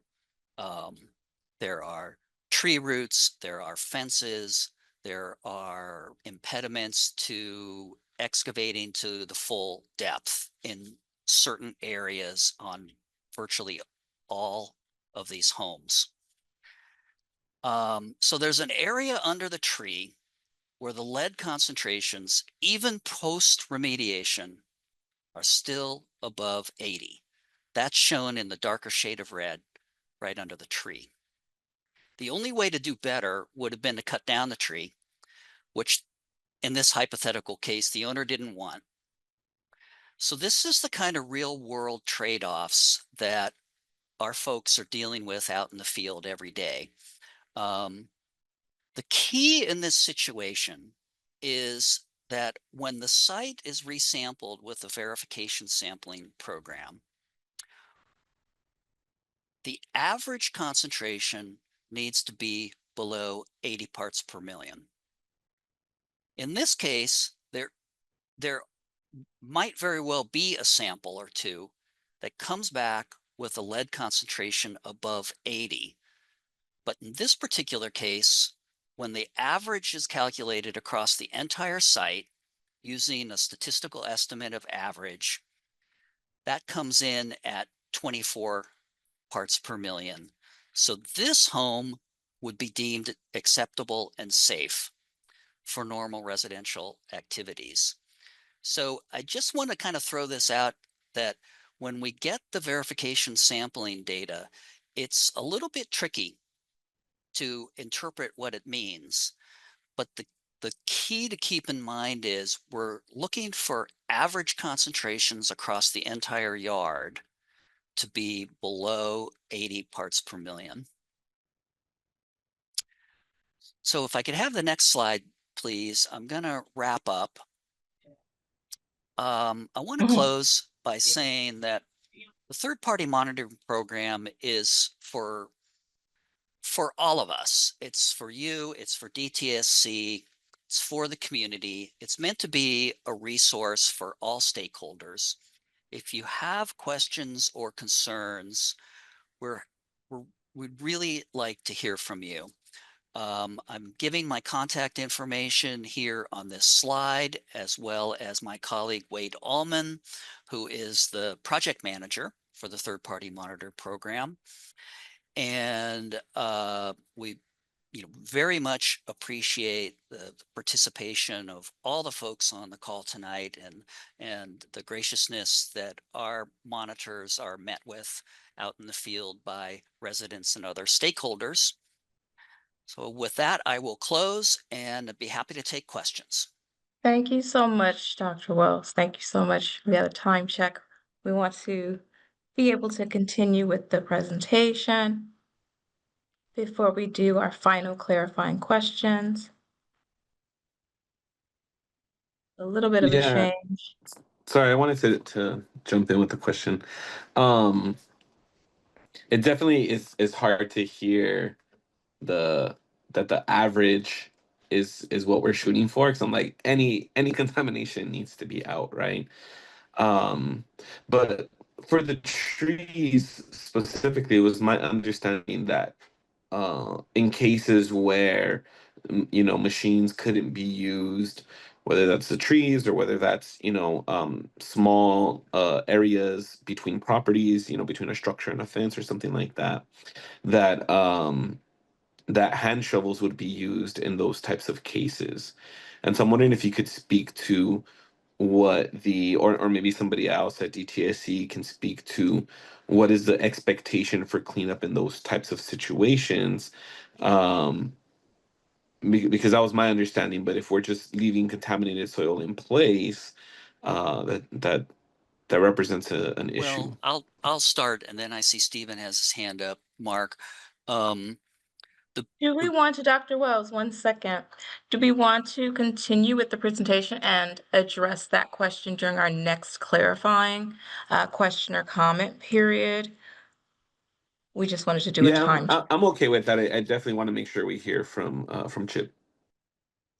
Perfect. Thanks so much, Mark. Stephen, is that okay with you? Of course. Thank you, Mark. And thank you, Jim. Perfect, perfect, perfect. Okay, so we're just going to continue with the presentation before we do our final clarifying questions. Go ahead, Freddie. Thank you, Reiko. Now we would like to welcome and introduce Mr. Edwin Polinelli, Assistant Director at U.S. EPA Region 9, Southern California Field Office. Mr. Polinelli. Hi, good evening. I'm Chip Polinelli. I'm the Southern California Assistant Director for Superfund, and I'm here to give an update on where we're at in the Superfund process, where we're at in the listing process, some next steps that you can expect, and I also want to communicate some staffing changes that we've had so everybody knows the proper points of contact should you have questions beyond this meeting. Next slide. I can go next slide. So where we are in the Superfund process, I think, I've spoken about this before, but, we are in the assessment stage. We haven't listed the site. It's been proposed, but it hasn't been, a final rule hasn't been made.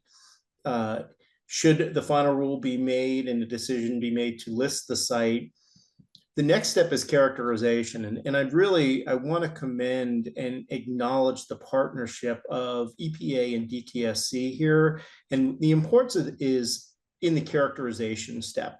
And this is where we characterize the site. We determine the compounds of interest, you know, whether it's TCE, whether it's lead, metals, the ongoing work at the facility that DTSC has already conducted, demoing most of the buildings, doing extensive sampling, starting pilot studies to address soil gas. All that is information that is being gathered now by DTSC and is being shared with us that saves us time should we get to the characterization stage. So I do want to acknowledge the relationship and the partnership between DTSC and EPA and data sharing that can only help expedite the process should Exide be listed. After the site is characterized, you know, then we come up with a record of decision, which is what the remedy would be. You know, how do we do the cleanup? What is the mechanism of cleanup? Then we do the cleanup, and then post cleanup is any, you know, last post construction, institutional controls, and then eventually the NPL delisting, which we're all want to get to. So that is the Superfund process right now. We're still in the listing process. And if we go to the next slide, I can show where we're at in that process. So we've come a long way. You know, we've come a long way from evaluating the site, the initial request by the state to propose the site in 2022, July of 2022. We've gone through public comment twice. The second round was just recently when EPA issued a notice of data availability, or a NODA. We finished up that public comment period. And where we're at right now is we're evaluating those comments. We're working on a responsiveness summary and a final proposed listing package, which goes to headquarters. The decision to list the site or go forward with a final rulemaking is a headquarters process. So from a regional perspective, you know, there's a lot of work that we're doing. We're responding to comments. We're working with headquarters and preparing a final package for evaluation for determination for a final listing. So that is where we're at right now. If you go to the next slide, this gives an overview of, again, where we said, like I said, we had originally received a request from the state in July of 22, but you know, the relationship and the partnership of EPA and DTSC go back way beyond 2022, you know, so again, I want to acknowledge the extensive amount of data sharing that we've done, the assistance that DTSC sampling team has helped us through the site assessment process.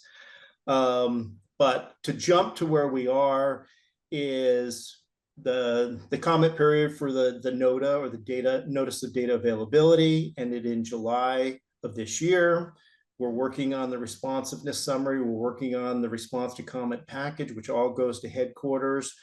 You know, I think Katie had mentioned this, and I'll reinforce this. We expect a rulemaking decision by headquarters. Again, it's a rulemaking come out of headquarters, a decision on a path forward for rulemaking for Exide in early FY 2026. Now, for us, that our fiscal year starts October 1st. So I think that puts it in perspective of, you know, we still have work to do. We still are working on our package and responding to comments and having briefings. We have to brief many new senior level officials at EPA. So we'll be doing that through September and October. Next slide. So yeah, we've had a few transitions, a few personnel changes, you know, so this slide will be available, but I just want to get a perspective. Should you have comments, I'm happy to be the point of contact. My contact information, both a phone number and email, is there. But if you have specific questions in regards to site assessment, the site assessment process, Patrick Kelly is this new section manager. He replaced Eugenia Chow, which I'm sure most of you recognize her name.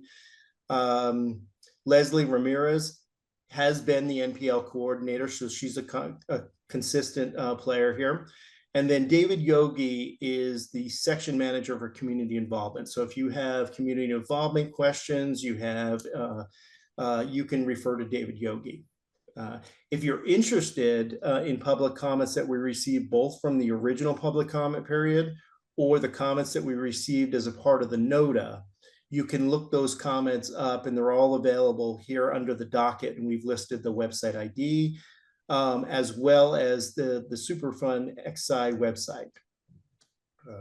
So I'm happy to field any questions based on the information I provided, or any other questions you might have in regards to the Superfund process or the listing process. Thank you, Chip. Appreciate that.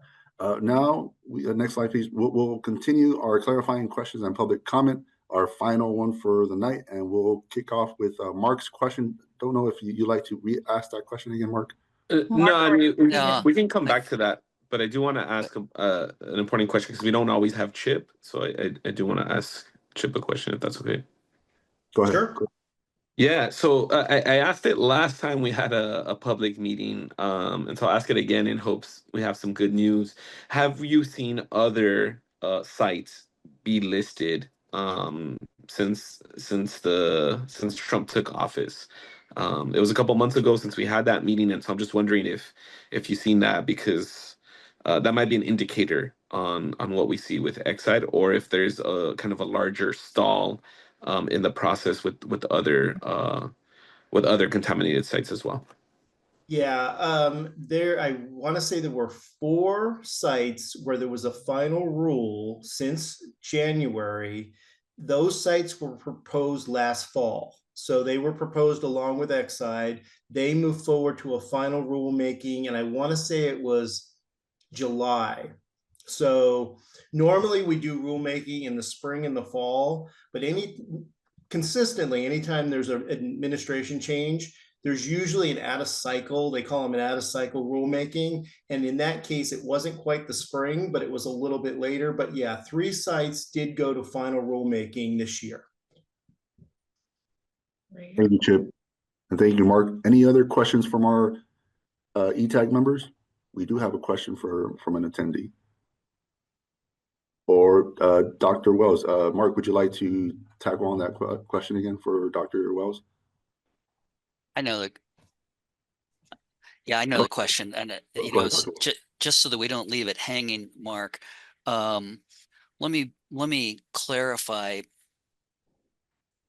The principal issue that we find with impediments like trees or established landscaping or the sloping that's needed near structures is an inability to get to the full depth of excavation.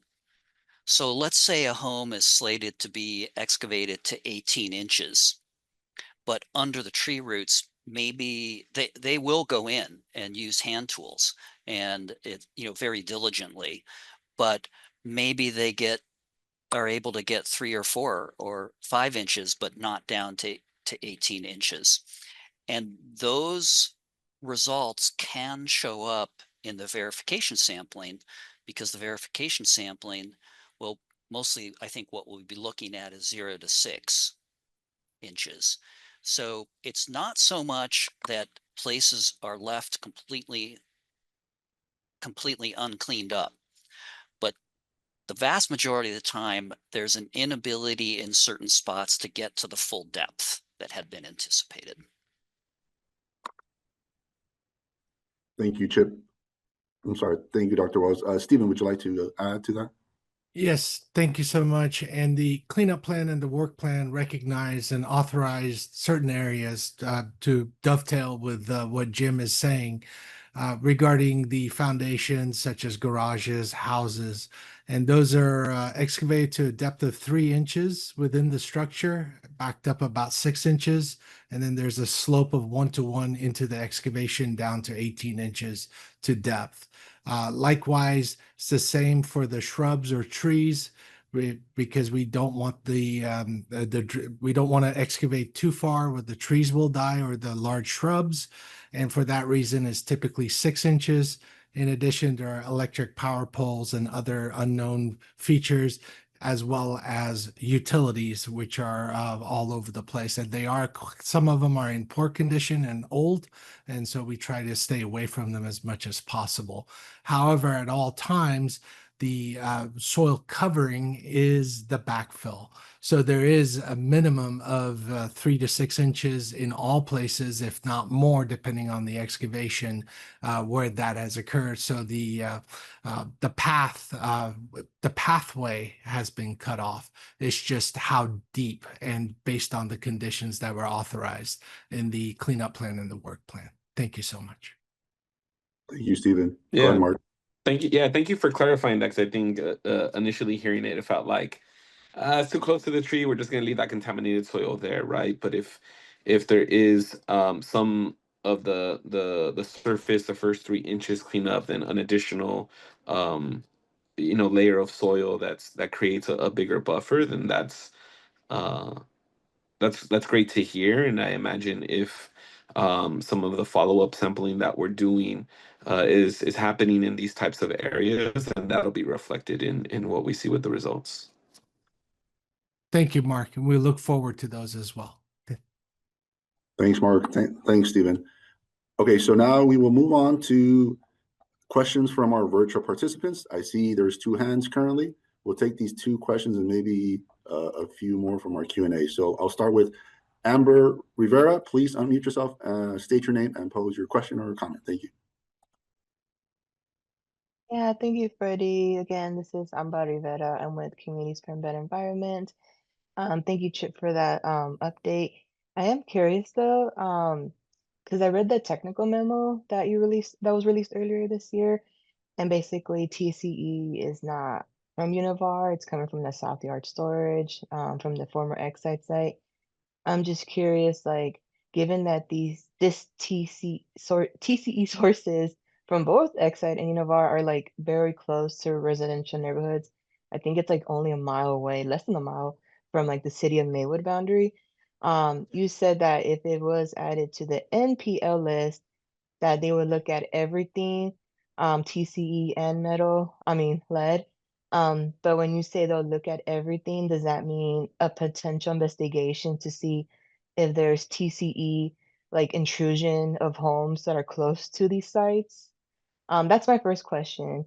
The second one, very quickly, is by some luck, whatever happens, because what's going on like at the nationwide level, if DTSC, Exide's not added to the NPL, what are some successful strategies to remove lead from soil that EPA has seen that goes beyond dig and haul?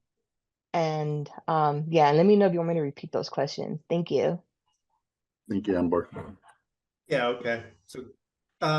So for your first question is, not only do we, in the characterization stage of the Superfund process, not only do we look at all chemicals, we look at what are the release pathways, what was released, whether it was TCE, VOCs, metals. We look at pathways of exposure, and we do what's called a conceptual site model, where we look at, is there inhalation exposure, is there vapor intrusion exposure? Those are each pathway. So kind of what Dr. Wells was speaking of, the different ways of exposure, inhalation, absorption, we look at that all part of characterizing the site. So soil gas, as it pertains to vapor intrusion, would be also looked at as a pathway. And then to your second question, the different ways to remove lead or stabilize lead or other metals in soil, there are other ways. There's stabilization, there are, of course, dig and haul. And after the site is characterized and we determine the extent of contamination, which is also a part of the characterization phase, that's where the feasibility study and the ROD come into play. Is we look at alternatives to address that contamination, whether it be VOCs, whether it be metals, and we look at all the alternatives, and we look at it from a 9-step process, the Superfund process, And, we look at cost, we look at protectiveness, we look at, how feasible that remedial technology is. So we look at many different technologies. Then EPA makes a determination of what is our proposed remedy, and then that goes out to public comment. So we do look at alternatives and we assess those alternatives. And one of the criteria, of course, is protectiveness and also feasibility of removing and stabilizing the risk to public. Thank you, Chip. Appreciate that. Before we move on, I do need to say that we need a time check. It is 8 o'clock, you guys, and we will move on to questions from our Q&A. But before we do that, we do have a couple more minutes, guys. We do ask that you please just hold on for a couple more minutes. Thank you. So we'll move on to questions from our Q&A section. Pedro, are there any questions from our Q&A? Yes, there is one. Good afternoon. This is from username Liz Reese. I know we are trying to get a semblance of random sampling, but are there any of the typical excluded areas from remediation excluded for verification sampling, i.e. near utilities, tree canopies, near older plants? Thanks, Pedro. Would anybody like to tackle this question? Pedro, can you repeat the question one more time, please? Of course. I didn't catch all of it. Thank you. I know we are trying to get a semblance of random sampling, but are there any of the typical excluded areas from remediation excluded for verification sampling, i.e. near utilities, tree canopies, near older plants? Thank you so much for your question. And the approach for the verification and retrospective sampling is to go back and follow the same protocol of initial sampling and to look at the site afresh to the extent possible. And therefore, those areas would not be excluded. I hope that answers your question. Thank you, Stephen. And we actually have two last hands up, and we will take those two questions. First, we have Luis Ruiz. Please unmute yourself, Mr. Ruiz, and let us know your name, and then pose your question or comment. Thank you. Sorry, this is Liz Ruiz. I actually wanted to clarify the question that I had posted on the section question Q&A. And it also almost brought up more of another question after hearing Mark answer his question related to remediation beneath tree canopies and shrubs, because it was my understanding that the original sampling plan had those areas excluded from any excavation because of the potential damage to the root systems, and even from personally observing areas like that, and just from having an acquaintance that had her property recently remediated, it seemed to me from the picture she sent me that the areas surrounding the tree canopy areas were completely excluded.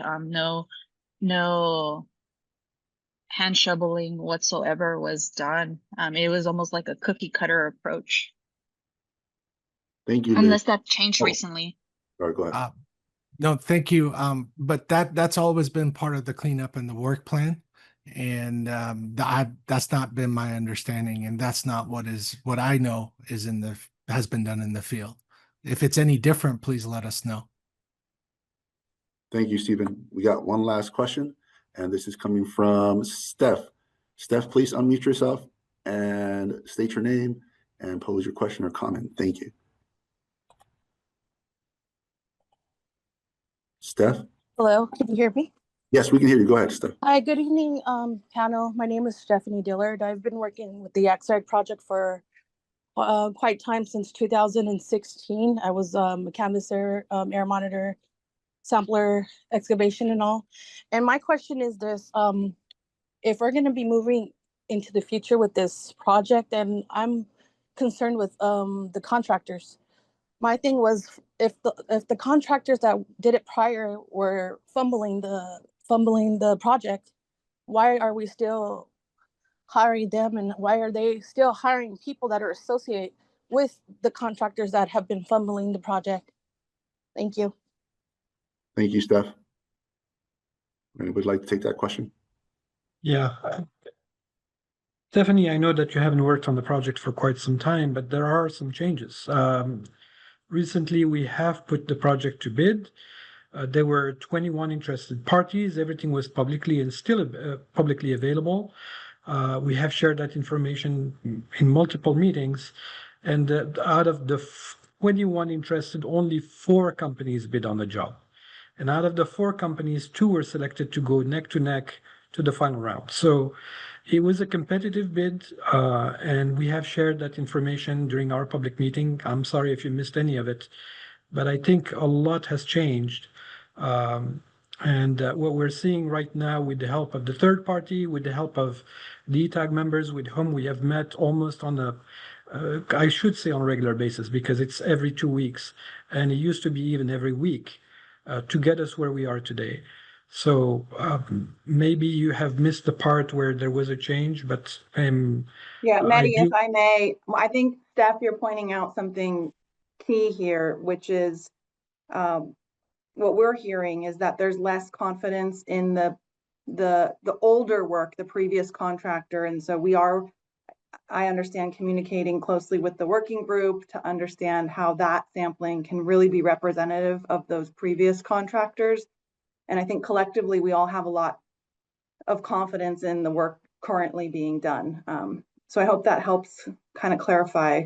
But Stephanie, please, I see your hand up again. Yes, I've worked with the air monitoring system right there, and the same people that are in charge, they're just relying the, I guess would be the readings to these contractors.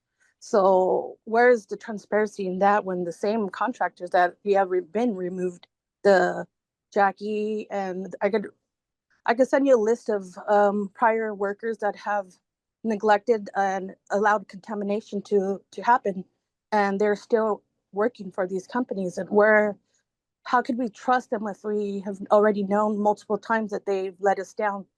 And how can we trust the companies if they are still hiring these people to take on the jobs that they should be going to other people that take the community seriously? Thank you, Stephanie. Would anybody like to answer that question? I just want to jump in. I think what Stephanie is speaking to is issues that were brought up, especially in the transition period, because there is the same subcontractor of AIS who existed with the previous contractor, NEC. There's a lot of concerns that we would see kind of a business as usual with a lot of the issues that were coming up. On top of that, a lot of the supervising staff from the previous contractors were hired by the current contractors.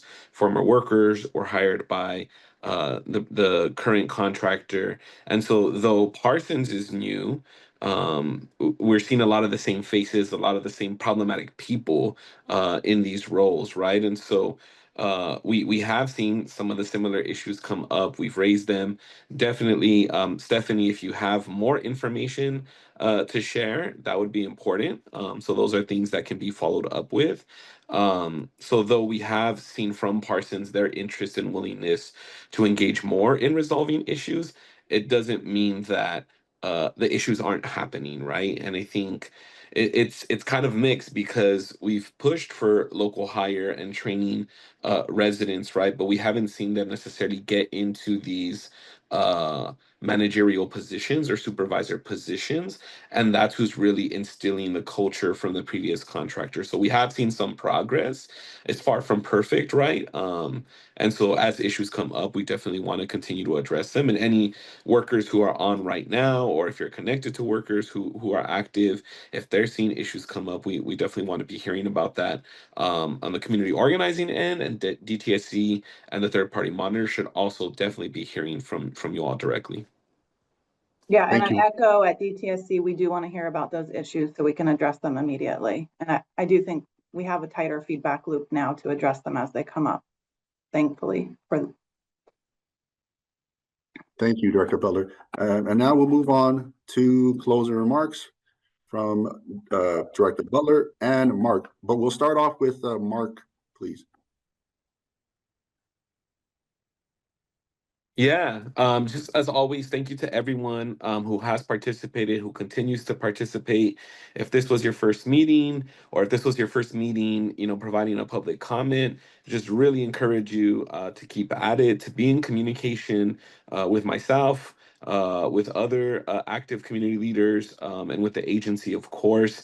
That's the only way we move this forward, right? This project, I think, at various points in time, we've seen it regress. And it's because of advocacy and because of responsiveness from DTSC staff that we're able to address issues and kind of not allow some of the issues that have persisted in the past continue. And so that's only possible if we're all active on that. So just again to reiterate that, thank you. And Chip, good to hear you. Really appreciate that information on other projects or other sites moving forward and feeling really hopeful about the Exide site. Thank you, Mark. Thank you, Mark. Director Butler, closing remarks, ma'am. Thank you. Thank you everyone for joining. I'll keep this short. We heard some real tangible feedback that we are going to take back to our teams and see what we can do. Specifically, loud and clear, we need to have more timely release of the results for verification sampling. Thank you for that feedback. I hear you loud and clear. We also heard issues in some spots with the parkways and too much dirt and potentially some dust, which was reflected in the third-party monitors report in some spots as well. So I encourage you, if you're experiencing that, please tell us, and then we can get a better handle on whether that's happening in certain spots or more broad, certain jurisdictions, and get a better handle on that. So please give us feedback if you're experiencing issues with the quality of the parkway restoration. We're committed to doing more outreach to all the local jurisdictions as our team spoke to. So we'll look forward to getting out there.